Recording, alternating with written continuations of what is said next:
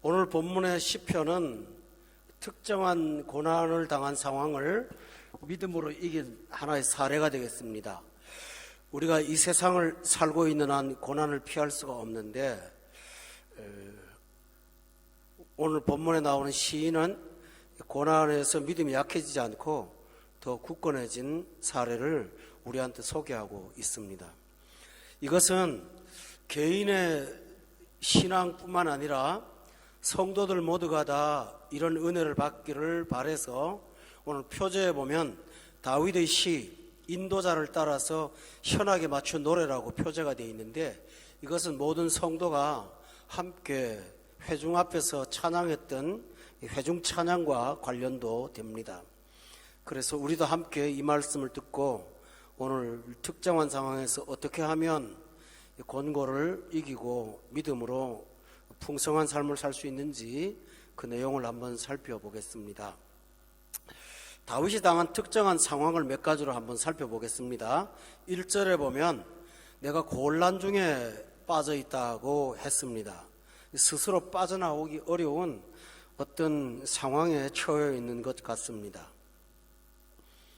그런데 1절에 보니까 하나님을 말할 때 내 의의 하나님이요 라고 하는 것을 보면, 여기는 이렇게 번역이 되어 있는데 공동 번역에 보면은 나의 무죄함을 밝히시는 하나님 하고 부르짖는 걸 봐서 굉장히 억울한 일을 당한 것 같다는 것을 우리가 볼 수가 있습니다. 세상 살다 보면 이렇게 억울한 일을 당할 때가 있죠. 지금 다윗은 그 곤경을 고백하고 있습니다. 세 번째로 보면은 2절에 인생들아 어느 때까지 라는 말을 볼 것 같으면 이 공고가 사람으로부터 온 거라는 사실을 알 수가 있습니다. 사람이 살다가 보면 어려움 당하는 게 여러 가지가 있죠.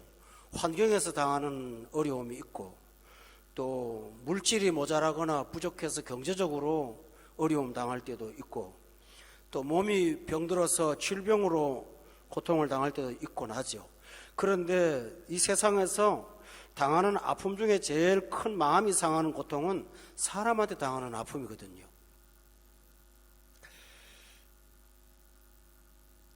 어느 정도 이 사람한테 당하는 아픔이 심한가 하면 시편 42편에 보면 이런 그때 아픔을 이렇게 말하고 있거든요. 한번 다 같이 찾아서 그 고통이 뭔지를 한번 살펴보도록 하겠습니다. 시편 42편 10절입니다. 거기 다 같이 한번 읽읍시다. 시작. 내 뼈를 찌르는 칼같이 내 대적이 나를 비방하여 늘 내게 말하기를 내 하나님이 어디 있느냐 하도다 라고 했습니다. 사람으로부터 상처를 받으면 뼈를 칼로 찔리는 것 같이 아프다고 이렇게 고라자손의 찬양 속에도 나와 있습니다. 왜 그럴까요? 대부분 사람으로부터 받는 이 상처는 나에 대한 헛된 소문을 퍼뜨릴 때가 주로 그런데, 사람은 이상하죠. 성경은 맞나 틀리냐를 따지면서 다른 사람이 다른 사람에 대한 이야기는 검증도 해보지 않고 믿어버리는 경향이 있어요. 누가 그렇더라 하면 그 말을 그냥 그대로 사실대로 믿어버리죠. 와서 남을 비난하는 사람의 말 자체가 벌써 이미 문제가 있는데, 듣는 사람도 그 말을 사실인 양 받아들입니다. 그러다 보니까 한 사람으로 잘못된 소문이 퍼지면 확인하지 않은 소문이 옳은 것이 돼갖고 사방에 다 퍼져서 결국은 그 사람을 회복하기 어려운 지경까지 빠뜨리는 때가 많죠. 다윗이 그런 어려움을 당한 것 같습니다.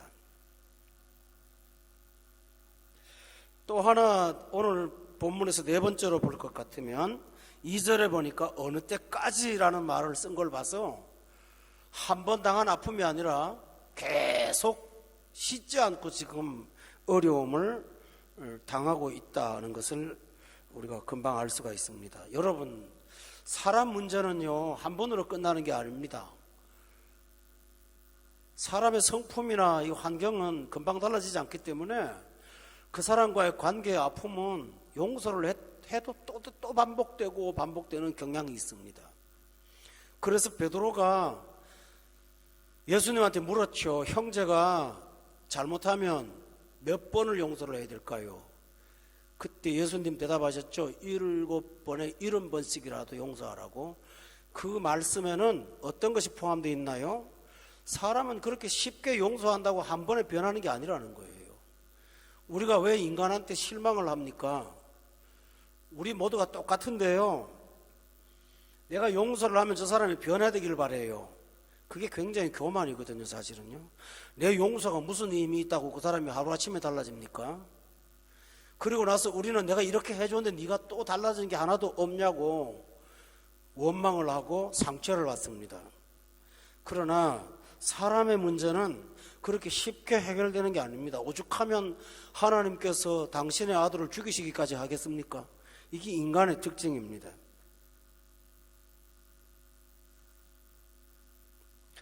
또 하나 5번째로는 보면 이 세상에서 받는 다윗의 고통은 어떤 거였을까요? 2절에 보니까 내 영광을 바꾸어서 욕되게 했다라고 했어요.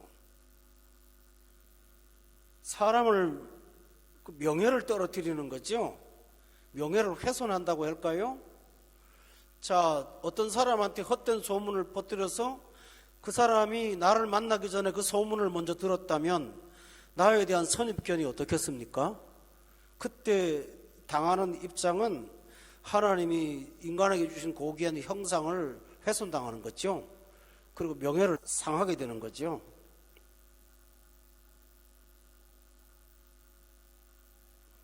근데 뭘로 상하게 했냐 하면 2절에 보세요.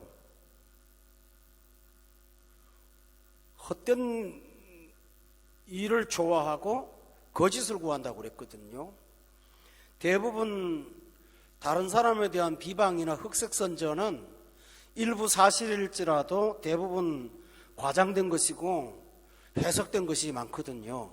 그러다 보니까 헛된 말은 있지도 않은 빈말이라는 것을 말하고 거짓은 없는 것을 마음대로 치워낸 말을 의미하겠죠. 이런 경우를 가리켜서 거짓된 중상모략이라고 우리가 보통 규정을 합니다. 여러분 세상 살아오면서 이런 일을 겪어본 적 있으세요?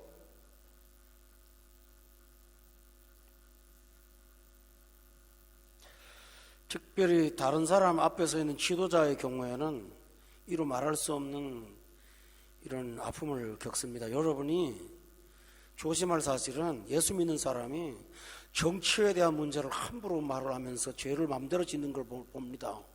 여러분이 원치 않는 지도자라도 그렇게 함부로 폄하해서는 안 되는데요.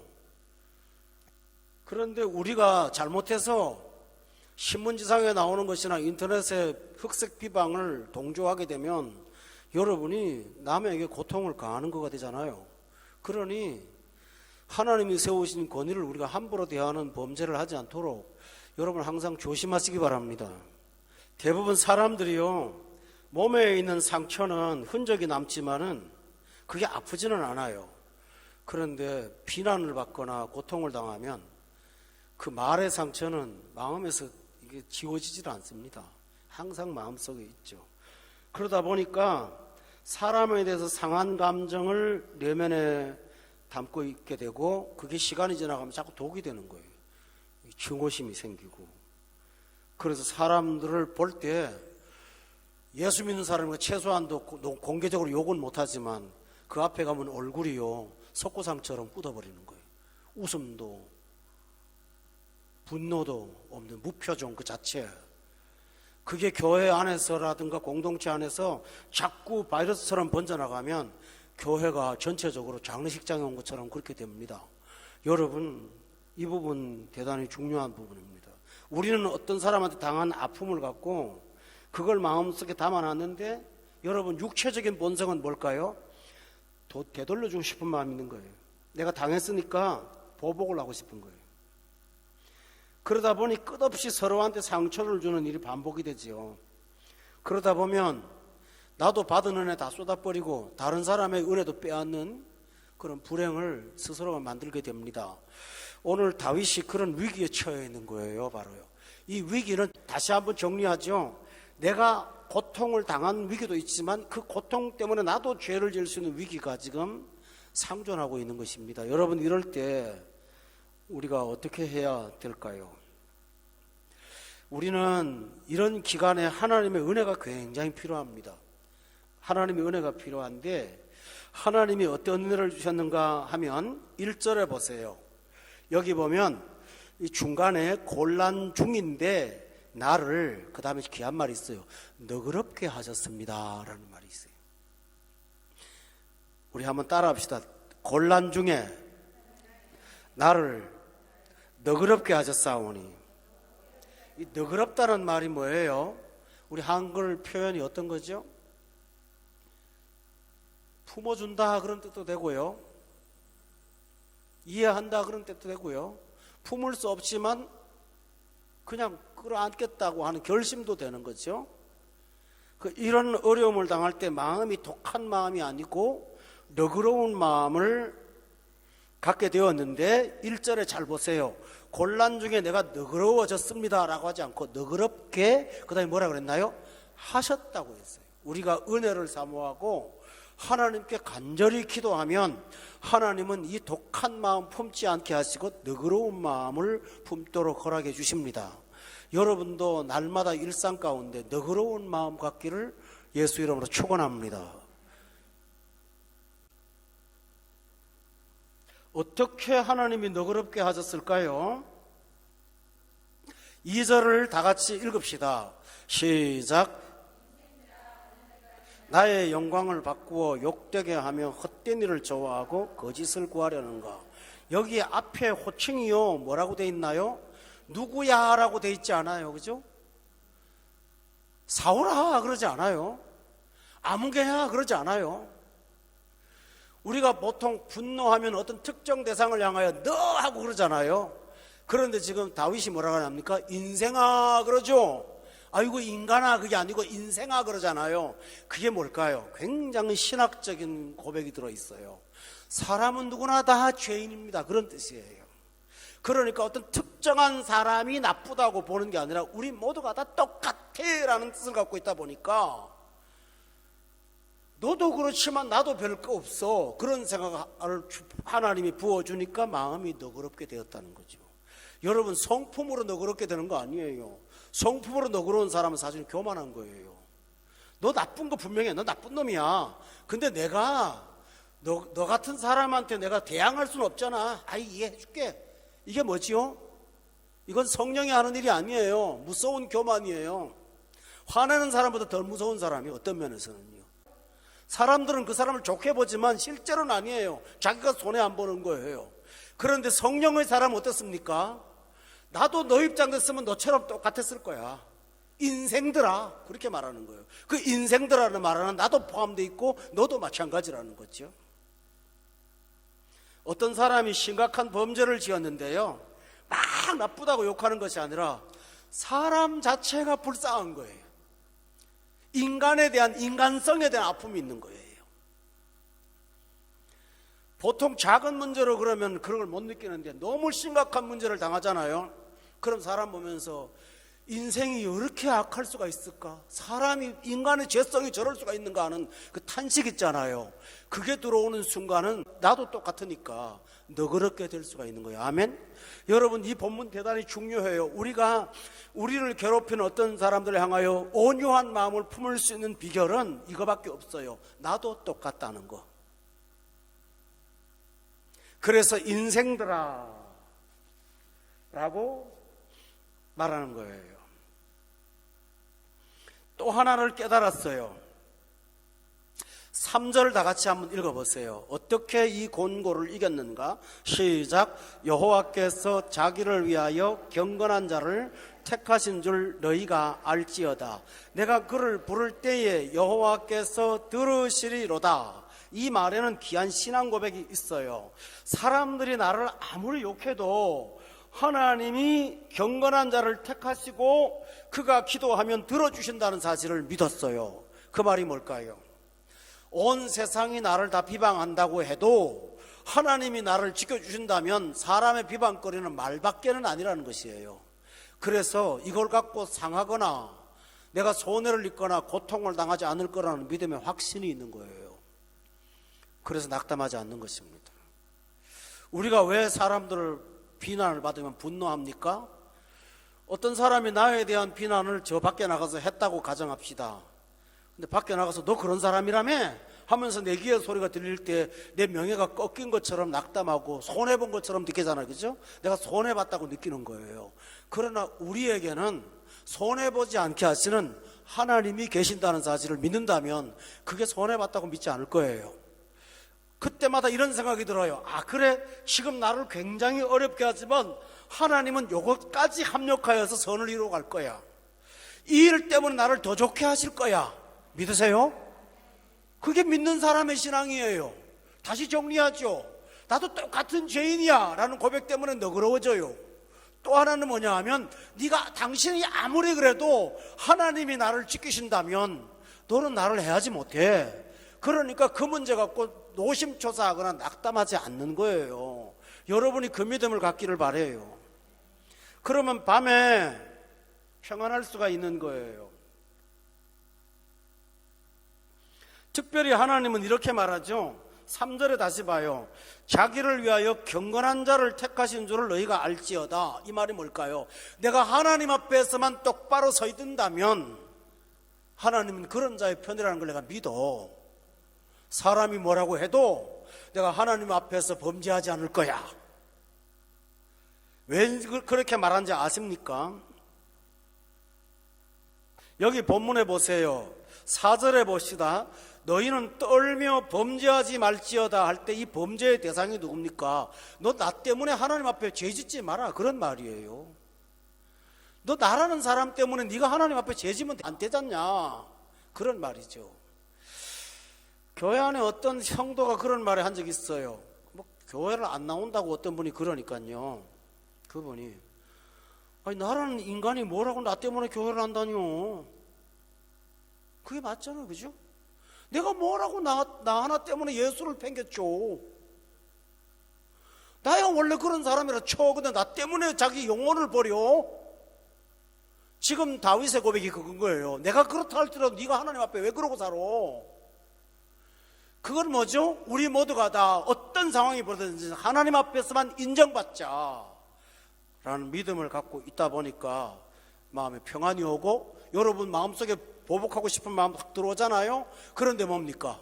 내 마음속에 저 사람은 나한테 욕을 비난을 받아도 합당한 사람이야. 그런데 내가 이 문제로 하나님 앞에 죄는 못 짓잖아. 내가 이것 때문에 하나님 앞에 나도 범죄할 수 있어? 난 그건 못해. 여러분 잘 들으세요. 마틴 로이드 존스 목사님이 이랬습니다. 형제가 형제를 사랑할 때요, 좋아서 사랑하는 거하고 사랑을 해야 되니까 사랑하는 거 다르다는 거예요. 좋아서 사랑하려면 죽었다 깨어나도 사랑할 사람이 없대요.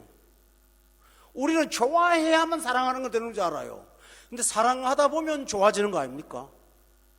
저 재미있는 얘기를 하나 할까요? 우리 집에 요새 고양이가 한 3마리 정도 옵니다. 정기적으로 방문을 해요. 밥 달라고. 우리 사모님을 아주 밥 아줌마로 알아갖고 밥을 달라고. 난 근데 고양이 싫거든요. 근데 이놈이 계속 찾아오니까 이제 궁금한 거예요. 왜 안 오나 하고. 오늘 아침에 안 오니까 왜 안 왔냐. 온 식구가 다 물어요. 고양이 안 왔냐고. 보면 또 이게 반가운 거예요. 그래서 내가 드릴 말씀은 좋아해서 좋아하는 게 아니고 만나다 보니 좋아지더라 그런 얘기죠. 그렇구나. 이것처럼 우리가 사람을 사랑하는 게 내 감정으로 하려고 하면 안 되거든요. 근데 하나님이 기뻐하니까, 하나님이 그 일을 하라고 하니까 하는 거예요. 그러다 보면 내 마음에 상함이 없고 하나님이 주신 은혜로만 대치될 줄로 믿어요. 이것이 다윗이 이런 고통 속에서 죄짓지 않고 하나님을 기쁘시게 한 비결이었어요. 자, 그렇게 하다 보니까 신기한 게 일어났어요. 6절을 한번 볼까요? 다 같이 읽읍시다. 시작.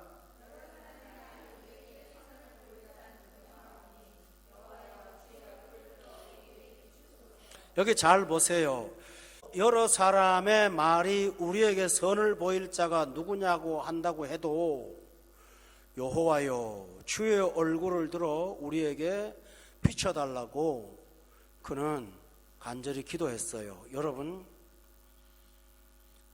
우리가 비난받거나 사람들한테 상함받을 때는 자꾸 마음이 어두워지니까 우리한테 필요한 게 뭐냐 하면 하나님의 빛이 자꾸 들어와야 되는 거예요. 그 다윗은 내가 이렇게 마음먹는다고 완벽하지 않으니까 하나님의 빛이 내 마음속에 들어와서 나를 점령해 달라고 하나님께 기도했어요. 되게 중요한 거죠, 그죠? 그렇게 기도했어요. 그랬더니 뭐라고 기도했냐면은 주님의 얼굴을 들어서 우리를 향하여 비춰달라고 그는 간절히 기도했어요. 왜 그럴까요? 여러분, 요한 1서 한번 찾아봅시다. 여기 보면 오늘 본문과 연관되는 구절을 찾을 수가 있습니다. 요한 1서 2장 10절로부터 11절입니다. 9절부터입니다. 읽읍시다. 시작. 빛 가운데 있다 하면서 그 형제를 미워하는 자는 지금까지 어둠에 있는 자요, 그의 형제를 사랑하는 자는 빛 가운데 거하여 자기 속에 거리낌이 없으나 그 형제를 미워하는 자는 어둠에 있고 또 어둠에 행하며 갈 곳을 알지 못하나니 이는 그 어둠이 그의 눈을 멀게 하였음이니라. 사람한테 비난받아서 마음이 상해지면 사탄이 우리의 마음속에 어둠을 갖다가 줘요. 쉽게 깔아줘요. 어두워져요, 사람이. 여기서 어둡다는 말이 어떤 뜻인지 아세요? 하나님이 기뻐하는 것을 생각하기보다는 어떻게 하면 내가 받은 아픔을 돌려줄까, 그걸 자꾸 본능이 생각하다 보니까 뭐라 그러죠? 어두워지는 거예요. 그런데 이럴 때 우리가 하나님의 은혜를 받아서 빛이 내 마음에 들어오면 보복하고 싶은 마음보다는 이럴 때 어떻게 하면 하나님의 은혜를 유지할까, 그 생각을 앞서게 되니 빛이 들어온다, 그런 말입니다. 왜 빛이 필요합니까? 여기 본문 잘 보세요. 9절에 보면 빛 가운데 있다 하면서 형제를 미워하면 어둠 속에 있는 거예요. 아직, 그죠? 어둠에 빠져 있는데 더 심각한 거는 10절 끝에 보세요. 그 형제를 사랑하면 빛 가운데 거하고 자기 속에 거리낌이 없는데, 미움이 있으면 자기도 자기가 거리낌이 있죠. 불편해요, 마음이요. 그 다음에 11절에 보세요. 미움이 있으면 어둠 속에 있게 되고, 또 어디입니까? 어둠 속에서 행한다는 말은 뭘까요? 죄를 자꾸 행하게 된다, 그런 얘기죠. 그러면서 그것도 알지를 못하는 까닭은 어둠이 그의 영안을 멀게 해갖고 지금 내가 어떤 상태에 있는지를 모르고 내가 이만큼 분노하는 것은 되게 정당한 거야 라는 그런 정당성을 자기한테 부여한단 말이죠. 그러다 보면 어떻게 될까요? 어둠에 빠지는 것입니다. 신자의 삶에서 가장 위험한 순간들이 어떤 걸까요? 빛이 멀어지고 어둠이 들어가면 특징이 있습니다. 영적인 병리 현상이 있는데 첫 번째가 뭔지 아세요? 찬송이 힘이 없어요. 은혜가 잘 안 돼요. 부르기가 싫어요. 그 다음에 말씀을 읽어도 자꾸 마음에 와닿는 것보다 이론으로는 와닿는데 감동이 사라져요. 그리고 사람을 볼 때 똑바로 눈을 쳐다보기보다는 자꾸 눈을 피해요. 눈은 못 속이니까. 그러니 서로 서먹서먹한 관계를 만들지 않습니까? 여러분이 이런 악순환에 빠지지 않기를 바랍니다. 어떻게 해야 될까요? 하나님, 빛을 비춰주세요 하고 기도하시기를 바랍니다. 그것만이 여러분에게 회복의 은혜를 주는 능력임을 저는 믿습니다. 그러고 나면 어떤 은혜가 생길까요? 시편 4편 7절로 돌아가 보십시오. 주께서 내 마음에 기쁨을 두세요. 이 신기한 사실은 이 기쁨은 내가 어디서 얻어온 것이 아니고 하나님이 내 마음에 선물로 주신 은혜예요. 그래서 내 마음에 두신 기쁨이라고 돼 있어요. 여러분 보세요. 어떤 물건을 사서 기쁜 거는 물건으로 인한 기쁨이니까 며칠 못 가지요. 어떤 좋은 것을 보고 기뻐하는 것은 그 기억이 사라질 때 같이 사라질 거예요. 그런데요, 주님이 내 마음에 두신 기쁨은요, 두신 분이 주님이기 때문에 빼앗기지를 않아요. 대단히 신나는 기쁨이에요. 그리하여 하나님께서 우리가 상한 감정에 빠질 것을 기쁨의 마음으로 바꿔놓는데 이게 얼마나 기쁜 거냐 하면 7절에 보니까 그들의 곡식과 새 포도주가 풍성할 때보다, 여기 내 곡식과 포도주가 아니에요. 뭐라고 됐죠? 그들, 세상 사람들이 곡식이 많고 포도주가 많다고 기뻐하면서 막 희낙낙하는 것보다 내 영혼은 훨씬 더 풍성하다라고 고백하는 거예요. 왜 이런 거 있잖아요. 예수 믿는 사람은 곡식과 포도주가 풍성하다고 막 그렇게 기뻐하거나 그러진 않아요. 그보다 더 수준 높은 기쁨을 갖고 있기 때문에. 그런데 세상 사람들을 보면 뭐 하나 얻으면 막 흥분을 못 감추고 막 말을 하잖아요. 그때 이래 쳐다보면서 저분들의 기쁨보다는 내 기쁨은 비교할 수 없는 기쁨이라는 것을 우리가 깨닫게 되는 거죠. 여러분, 비난과 악한 말이 난무하는 가운데 주께서 내 마음에 두신 기쁨을 갖고 사는 사람, 이게 얼마나 희망찬 일입니까? 여러분, 우리에게 항상 주께서 내 마음에 두신 기쁨이 살아있기를 바랍니다. 참 귀한 말이죠. 우리 한번 따라합시다. 주께서 내 마음에 기쁨을 두십니다. 네, 이것이 바로 하나님의 은혜입니다. 그 기쁨은 본문 8절에 보면 우리한테 능력을 가져다 줍니다. 내가 평안히 눕고 그 다음에 뭐라 그랬나요? 자기도 합니다. 마음에 분노가 차서 잠을 못 자본 적 혹시 계세요? 잠이 안 와요, 그죠? 밥을 먹었는데 이게 취한 것 같고요, 이만큼 목구멍이 올라와서 텁텁하고요, 그런 몸의 신체 변화가 일어나죠, 그죠? 소화를 못 시켜가지고 목에 딱 걸린 것 같고, 또 잠은 안 오고 막 속은 막 바글바글 끓고 그러잖아요. 그 뜬 눈으로 밤을 새우고 아침에 일어나면 힘이 다 빠져갖고 아침에는 화를 날 힘도 없어요. 그러면 그게 얼마나 초라합니까? 그런데 은혜로 살면 평안히 눕고 그 다음에 뭐 한다고 그랬어요? 자기도 하는데요, 그게 잘 보세요. 기쁨 때문에 평안히 눕고 잔다고 하는 것이 아니에요. 기쁨은 기쁨대로 있고요. 8절에 보세요. 평안히 눕고 자는 것은 심리적으로 내가 나를 다스리니까 괜찮았다가 아니고, 여기 하반절에 보면 나를 안전히 살게 하시는 이가 여호와이기 때문이라고 그랬어요. 이 신기한 일이죠. 사람이 아침에 내 마음이 두신 기쁨으로 살았을지라도 밤에 잠을 들려고 그러면 속이 상한 거예요. 근데 그때 무슨 은혜가 필요합니까? 하나님이 내 마음에 평안을 주시는 능력, 그 밤에 부어주신 은혜, 아멘? 그게 있을 때 우리는 평안히 눕고 잠을 잘 수가 있어요. 우리가 얼마나 이런 은혜를 받고 사는 게 기쁘고 좋은지를 우리가 알 수가 있죠, 그죠? 그러므로 교우 여러분, 오늘 이 말씀을 통해서 여러분의 마음의 속에 있는 분노와 이웃에 대한 감정을 예수 안에서 해결하시고 자유하시기를 예수 이름으로 축원합니다. 마지막으로, 내가 내 마음을 하나님의 은혜로 평안 속에 있는 사람이 다른 사람을 사랑으로 권면할 수가 있습니다.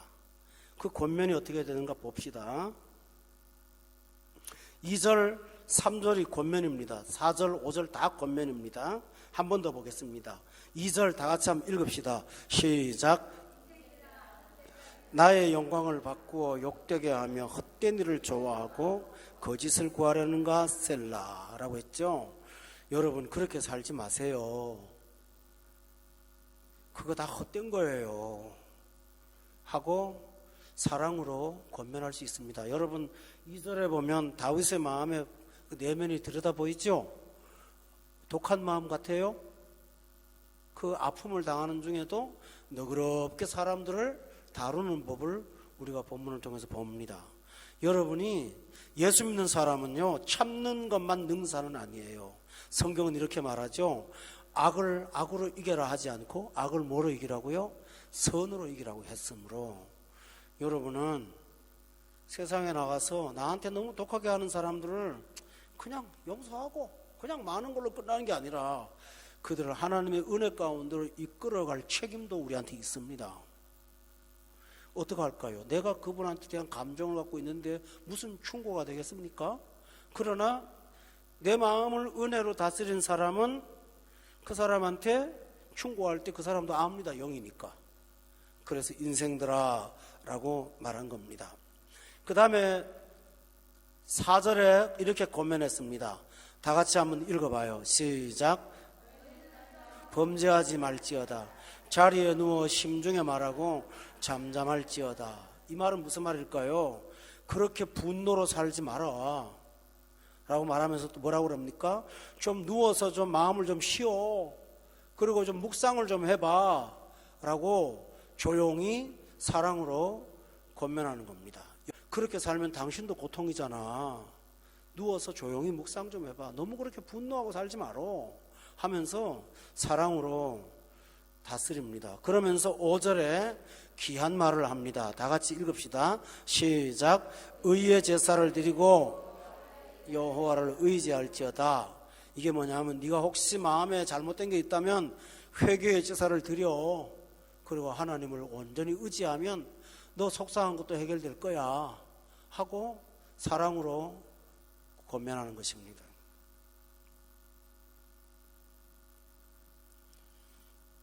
오늘 마지막 이야기를 하겠습니다. 표제를 한번 보십시오. 다윗의 시라고 되어 있죠? 뭐라고 되어 있나요? 인도자를 따라 현하게 맞추었다고 되어 있잖아요. 이 말씀은 어떤 맛을 할까요? 많은 사람들이 다 그런 상처를 다 갖고 있다는 거잖아요. 그죠? 근데 이렇게 나처럼 내가 한번 해본 것처럼 우리 함께 하자. 그러하면 자유가 있다고 다윗은 찬양을 통해서 함께 그 진리를 묵상하자고 고백한 것입니다. 교우 여러분, 마음속에 앙금이라도 조금이라도 남아있나요? 하나님의 은혜로 여러분의 마음에 영원히 자유가 있기를 바랍니다. 그 너그러움과 평안을 갖고 여러분을 욕하고 모욕하는 이웃을 향하여 따뜻한 사랑을 나누시는 여러분 되셔서 평안한 잠 자시고 아침에 상쾌한 마음으로 일어나는 우리 모두가 되시기를 주의 이름으로 축원합니다. 기도하겠습니다.